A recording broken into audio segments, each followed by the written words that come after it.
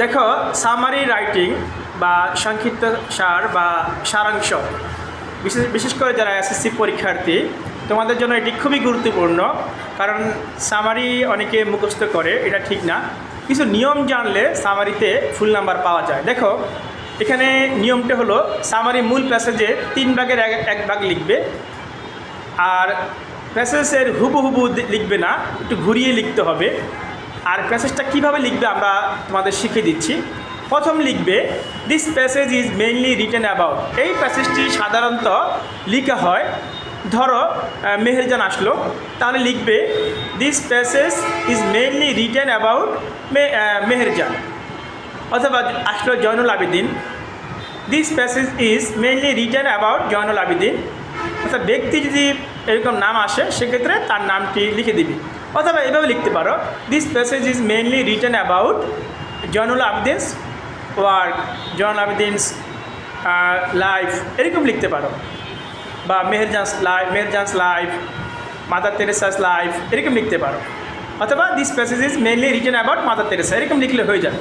তারপর দেখো, হি অথবা শি ওয়াজ বর্ন ইন, অর্থাৎ যে ব্যক্তি সম্পর্কিত প্যাসেজটা আসবে তার জন্মসালটা লিখে দিবি। যদি পুরুষ হয় হি, আর মহিলা হলে শি। অর্থাৎ হি ওয়াজ বর্ন ইন 1990, 1950, 1940, অর্থাৎ সালটা বা প্যাসেজ দেওয়া থাকবে, সেটা দেখে লিখে দিবি। তারপর দেখো, প্যাসেজ থেকে দেখে 2টি গুরুত্বপূর্ণ লাইন লিখবে। অর্থাৎ প্যাসেজে যেই প্যাসেজটা দেওয়া থাকবে সেটার 2টি গুরুত্বপূর্ণ লাইন, সে কী করেছে, তার জীবনে কী কাজ হয়েছে, এরকম 2-3টে লাইন তোমরা লিখে দেবে। তারপর দেখো, দ্য ম্যান অথবা ওমেন, যদি পুরুষ হয় ম্যান, মহিলা হলে ওমেন, দ্য ম্যান বা ওমেন হ্যাড ডাইড ইন, তারপর তার মৃত্যু সালটা লিখে দিবে।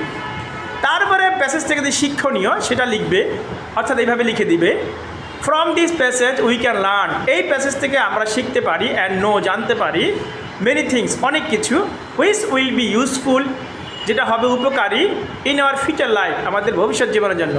তার মানে এই প্যাসেজটা আমরা এই প্যাসেজ থেকে জানতে পারি এবং শিখতে পারি, সেটা হলো অনেক কিছু, সেটা হলো যা আমাদের জীবনে উপকারী হবে আমাদের ভবিষ্যৎ জীবনে। তার মানে এইভাবে তোমরা লিখতে পারো। তার মানে এইভাবে লিখলে তোমরা পরীক্ষায় ফুল নাম্বারটা পেয়ে যাবে, আর তোমাদের মুখস্থ করতে হবে না।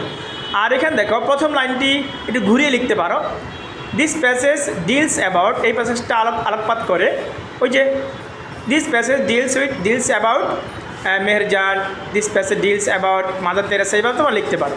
অথবা দ্য প্যাসেজ ফোকাসেস অন, এই প্যাসেজটি আলোকপাত করে, এই প্যাসেজটি ফোকাস করে, কি ফোকাস করে, রবীন্দ্রনাথ ঠাকুর, মাদার তেরেসা, মেহেরজান, এরকম তোমরা যেই ব্যক্তির নাম আসবে সেই নামটি, সেই প্যাসেজটি অথবা সেই প্যাসেজ সম্পর্কে তোমরা লিখে দেবে। এইভাবে লিখলে আশা করি তোমরা পরীক্ষায় ভালো নাম্বার পাবে ইনশাআল্লাহ।